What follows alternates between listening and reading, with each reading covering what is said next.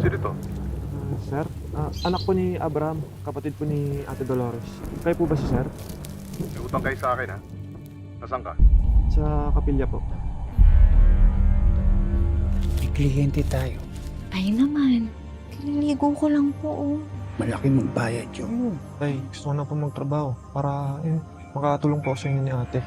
Tigas ng ulo mo. Gusto mo bang maging parang ako? Ikaw ba yung tumawag sa akin? Anak ni Abraham? Ano po? Alam mo? Isaac po. Alam mo, magka-sosyo kami sa negosyo ng tatay.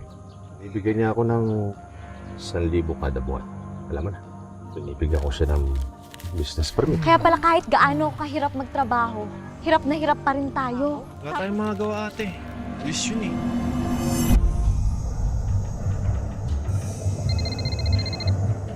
Kinukumpirma ko lang po yung appointment niyo kay Isaac. Ako na po yung mag-schedule. 500 po. Kasama na po yung kondom doon. Hoy, Dolores! Mukhang may bago ka ng trabaho, ah.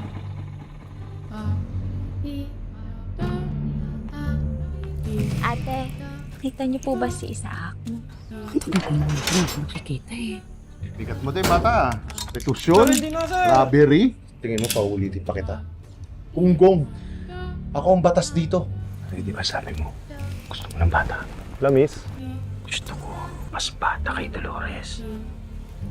Ano yung mga pangalan dito? Kliyente ba ng Ate Dolores nito? Tawagan mo, ito sabihin mo, may sakit ang Ate Dolores mo.